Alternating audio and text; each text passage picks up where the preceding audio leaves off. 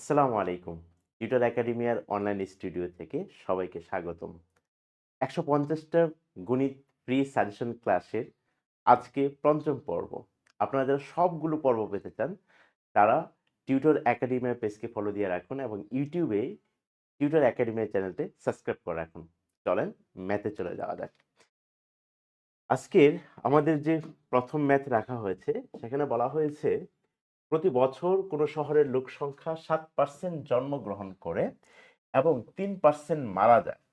তাহলে দিন শেষে আমরা বলতে পারি বছর শেষে বৃদ্ধি হচ্ছে। বছর শেষে বৃদ্ধি হচ্ছে 7% লোক জন্মগ্রহণ করে আর 3% মারা যায়। তাহলে বছর শেষে 4% লোক বৃদ্ধি পায়। আচ্ছা, বলা হয়েছে এক বছরে শহরে 400 জন লোক বৃদ্ধি পেয়েছে। তার মানে হচ্ছে এই যে 400 জন লোক বাড়লো, এই 400 জন লোক কিন্তু এই 4%-এর অন্তর্ভুক্ত। তাহলে আমি যদি ধরে নেই 4%-এর মান 400-র সমান, তাহলে বছরের শুরুতে যতজন মানুষ ছিল ঠিক ততজন মানুষ কিন্তু 100%। 100% মানে পরিপূর্ণ সংখ্যাটা, রাইট?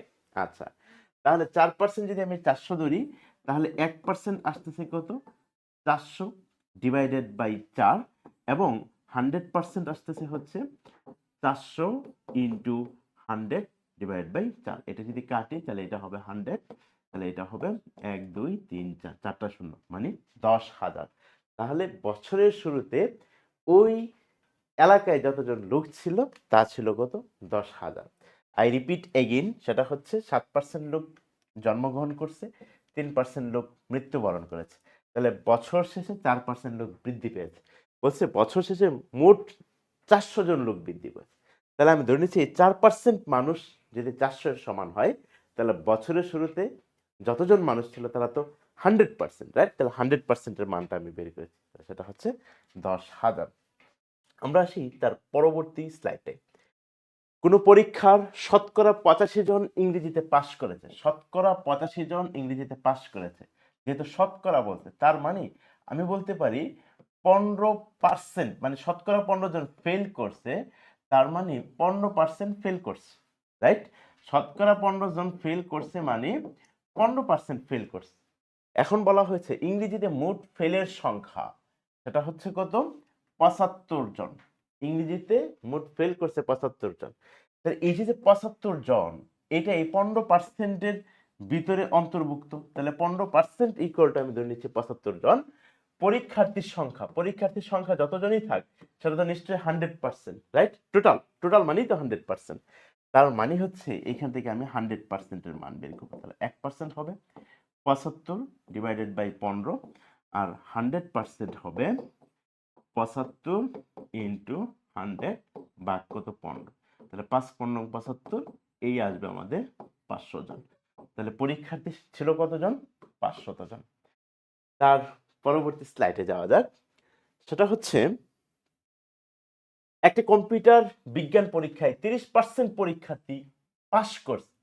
তার মানে আমি বলতে পারি 70% পরীক্ষার্থী এরা হচ্ছে ফেল করছে। No doubt.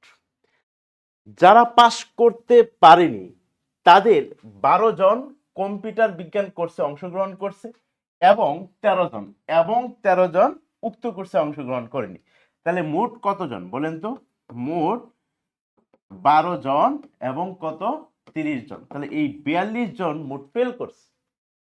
এই 42 জন কিন্তু 70%-এর ভিতরে ইনক্লুডেড। কারণ ফেল করছে কত পার্সেন্ট? 70%। তার মানে আমি বলতে পারি 70%-এর মান যদি 42 হয়, আমাকে বলছে পরীক্ষার্থী সংখ্যা, তাহলে পরীক্ষার্থী সংখ্যা মানে 100%। তাহলে 70%-এর মান যদি 42 হয়, তাহলে 100%-এর মান বের করবো। 1% সেটা হবে 42 ডিভাইডেড বাই 70, আর 100% সেটা হবে 42 ইন্টু 100 ডিভাইডেড বাই 70। এই শূন্য একটা ক্যান্সেল হবে, 6 7 42। তার মানে কতজন হবে? 6 10 60। এই 60 জন হবে আমার পরীক্ষার্থীর সংখ্যা। তার পরবর্তী স্লাইডটাই কি আছে? একটা প্রতিযোগিতামূলক পরীক্ষায় 60% পরীক্ষার্থী পাস করছে। 60% পাস করছে মানে কি বলেন? 40% কি করছে? ফেল করছে, রাইট? এখন বলছে যারা পাস করেনি, তাদের 15 জন বিদেশ চলে গেছে এবং 45 জন ব্যবসা শুরু করছে। তাহলে মোট কতজন, মোট ফেল করছে কতজন বলেন? 15 জন বিদেশ চলে গেছে পাস না করে, আর 45 জন ব্যবসা শুরু করছে, রাইট? তাহলে এই 60 জন এরা হচ্ছে ফেল করছে।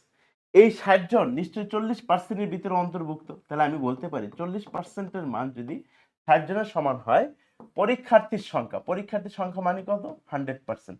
তাহলে 100%-এর মান কত? তাহলে 1%-এর মান হবে 60 ডিভাইডেড বাই 40, আর 100%-এর মান হবে 60 ইন্টু 100 ডিভাইডেড বাই 40। শূন্য শূন্য ক্যান্সেল, এটা হবে 4, 15 60, 15 ইন্টু 10, তার মানে হবে 150 জন। তার পরবর্তী স্লাইডটি দেখি কি আছে। এটা একটা খুবই ইন্টারেস্টিং ম্যাথ এবং একই সাথে সবগুলো পরীক্ষায় আসে, আমরা একটু দেখি। যদি তেলের মূল্য 25% বৃদ্ধি পায়, তবে তেলের ব্যবহার শতকরা কত কমালে তেল বাবদ ব্যয় বৃদ্ধি পাবে না? তেল বাবদ ব্যয় বৃদ্ধি পাবে না, এর অর্থ হচ্ছে খরচ একই থাকবে, খরচ একই থাকবে। এটা একটা ক্লো। এই কনসেপ্টের উপর ভিত্তি করে আমরা এই অঙ্কের জন্য একটা সুপার শর্টকাট ব্যবহার করব। যদি এরকম দেওয়া থাকে যে খরচ আমার একই রাখতে হবে, আমি খরচ বাড়াবো না, ব্যবহার কমাবো, তখন এই অঙ্কটা আমরা যেই শর্টকাটটা অ্যাপ্লাই করব, সুপার শর্টকাটটা, সেটা হচ্ছে এই যে যত পার্সেন্ট বৃদ্ধি পাবে সেই সংখ্যাটা লিখব, তার সাথে অলওয়েজ 100% লিখব, আর নিচে এই দুইটা সংখ্যা আমরা সবসময় যোগ করব। তাহলে 25 আর 100 যোগ করলে সেটা হবে 125। তাহলে কাটাকাটি করি, 25-কে 25, 5 25-এ 125, আর এটা হবে 5 20 100। এই হচ্ছে আমার 20%। এই 20% আমার ব্যবহার যদি আমি কমাই, মানে আগে যা ব্যবহার করতাম এখন যদি তার চেয়ে 20% কম ব্যবহার করি, তাহলে আমার খরচ আর বাড়বে না, খরচ আগে যা করতাম খরচ একই থাকবে। এই ধরনের অঙ্কগুলো আমরা এমসিকিউ এর জন্য অবশ্যই এই শর্টকাটটা আমরা ফলো করব। শুধুমাত্র এতটুকু জানেন, এই বৃদ্ধির জায়গায় যদি হ্রাস হইতো, আমরা যে নিচে যেমন 25 আর 100 যোগ করেছি, সেক্ষেত্রে হয়তো আমরা বিয়োগ করতাম, সেক্ষেত্রে আমরা আসলে বিয়োগ করতাম। আমরা একটু দেখি তার পরবর্তী স্লাইডে এমন কোনো অঙ্ক আছে কিনা। দেখেন, বলা হয়েছে চিনির মূল্য 10% কমেছে। 10% কমে যাওয়ায় চিনির ব্যবহার শতকরা কত ভাগ বাড়ালে চিনি বাবদ খরচ একই থাকবে? এটাই মেইন ক্লু। আমি খরচ একই রাখবো, খরচ বাড়াবো না, খরচ কমাবো না। তাহলে সেক্ষেত্রে আমাদের কি হবে? এই যে এইখানে যত পার্সেন্ট বাড়ুক বা কমুক সেই সংখ্যাটা লিখবো, ইন্টু সর্বদা 100% লিখবো। নিচে হবে যদি বাড়তো তাহলে এই দুইটা যোগ করতাম, আর যেহেতু কমছে এই দুইটা বিয়োগ করব, তার মানে হবে সেটা 90। যেহেতু কমছে তাই এই দুইটা আমি কি করব? বিয়োগ করব। তাহলে এই শূন্য আর এই শূন্য ক্যান্সেল। 9 100-এর ভিতরে কতবার যায়? 9 11 99, হাতে 1 আছে, তার মানে সেটা হবে 1/9।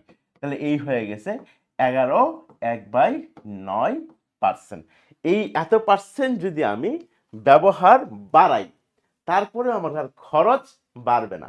আমি আগে যা ব্যবহার করতাম, এখন 11.1/9, 1/9% আমি ব্যবহার বাড়াচ্ছি, বাট আগের খরচে। ইন্টারেস্টিং না? তার পরবর্তী ম্যাথটা আমরা দেখি, সেটাই কি বলা হয়েছে। চিনির মূল্য 20% কমছে কিন্তু ব্যবহার 20% বৃদ্ধি পেয়েছে। এই ধরনের ঘটনা যখন দুইটা ঘটনা ঘটবে, রাইট? দেখেন, একদিকে মূল্য কমতেছে, আরেকদিকে আমি ব্যবহার বাড়াচ্ছি। এই ধরনের অঙ্কের ক্ষেত্রে আমরা একটা সুপার শর্টকাট ব্যবহার করব। সুপার শর্টকাটটা কি? সেটা হচ্ছে plus minus A plus minus B plus A B divided by 100। এখন এ আর বি হচ্ছে দুইটা ঘটনা, আর পজিটিভ নেগেটিভ দ্বারা বোঝাচ্ছি যদি বাড়ে তার মানে পজিটিভ ব্যবহার করব, আর যদি কমে তার হচ্ছে নেগেটিভ ব্যবহার করব। তার মানে হচ্ছে আমি পজিটিভ কখন ব্যবহার করব? যখন বৃদ্ধি পাবে। আর নেগেটিভ কখন ব্যবহার করব? যখন হ্রাস পাবে। চিনির মূল্য 20% কমছে, 20% কমছে, যদি চিনির মূল্য ঘটনা হয় তাহলে এটা 20%, বাট সেটা কি হবে? মাইনাস। তারপরে দেখেন, ব্যবহার 20% বৃদ্ধি পাইছে। এই ব্যবহার যদি 20%, বি যদি ব্যবহারের ঘটনা হয় তাহলে এটা 20, বাট সেটা কি হবে? প্লাস, কারণ বৃদ্ধি প্লাস। এখন এর মানটা কত পাইছি -20, আর বি এর মানটা কত পাইছি +20 ডিভাইডেড বাই কত 100। এখান থেকে যে মানটা পাইলাম এই -20 আর +20 ক্যান্সেল, প্লাসে মাইনাসে মাইনাস, মাইনাসে প্লাসে সেটাও মাইনাস, তাহলে 2 দুগুণে কত 4, ডবল শূন্য আর নিচে আছে 100, এই দুইটা শূন্য শূন্য ক্যান্সেল, তাহলে -4 পাইলাম। এই -4%, এই মাইনাস দ্বারা বোঝাচ্ছে যে আমি ব্যয় শতকরা কত বাড়লো বা কমলো বলছে, এই মাইনাস দ্বারা বোঝাচ্ছে এটা কমবে, রাইট? তাহলে ব্যয় কমবে, কত পার্সেন্ট কমবে 4%। এটা যদি পজিটিভ আসতো তার মানে হয়তো ব্যয় বাড়তো, কত পার্সেন্ট বাড়তো 4% বাড়তো। এখন যেহেতু আমার রেজাল্ট দিন শেষে মাইনাস আসছে, তার মানে সেটা হচ্ছে 4% ব্যয় আমার কমছে। আমরা তার পরবর্তী ম্যাথটা দেখি, সেটা দেখেন। গতকাল শেয়ারের দাম 25% বাড়ছে, কিন্তু আজ 25% কমছে। এখনো দেখেন দুইটা ঘটনা, রাইট? এই দুইটা ঘটনার ক্ষেত্রে এখন বলছে শেয়ারের দাম মোট কত পার্সেন্ট বাড়ছে বা কমছে। তাহলে কি করব আমরা, plus minus A plus minus B plus A B divided by 100। তাহলে এখানে যেটা ব্যবহার করব 25% বাড়ছে, এর যদি এটা হয়, এই ঘটনাটা হয়, তাহলে সেটা 25 যেহেতু বাড়ছে তার মানে পজিটিভ। আবার শেয়ারের দাম আজকে এটা যদি বি ঘটনা হয় আর এটা যদি এ ঘটনা হয়, তাহলে আজকে 25% কমছে, এই যে কমছে লেখা আছে, রাইট? তাহলে বি হবে 25, বাট সেটা হবে কি মাইনাস, প্লাস এখানে কি হবে, এর মান হবে পজিটিভ 25 আর বি এর মান হবে নেগেটিভ 25 ডিভাইডেড বাই কত 100। এই 25 আর -25 ক্যান্সেল, তাহলে এখানে হবে প্লাসে প্লাসে প্লাস আর প্লাসে মাইনাসে মাইনাস, তাহলে দিন শেষে মাইনাস, এটা হবে 25 ইন্টু 25 ডিভাইডেড বাই 100, এটা হবে 4 25 100, আর এটা হবে 424, 1 থাকে তার মানে 1 ডিভাইডেড বাই 4। তাহলে আমি যে মানটা পেলাম -614, রাইট? এই রেজাল্টটা পার্সেন্টে আসবে, যেহেতু মাইনাস এর অর্থ হচ্ছে কমবে। কত পার্সেন্ট কমবে? 614% কমবে। দেখি, এই হচ্ছে আমাদের সঠিক উত্তর, 614% শেয়ারের দাম মোটের উপর কমছে। পঞ্চম পর্ব আজকে এখানেই শেষ হলো। সবাই ভালো থাকবেন। আসসালামু আলাইকুম। টিউটর একাডেমিয়া, বেসিক থেকে শুরু হোক শেখার নতুন জার্নি।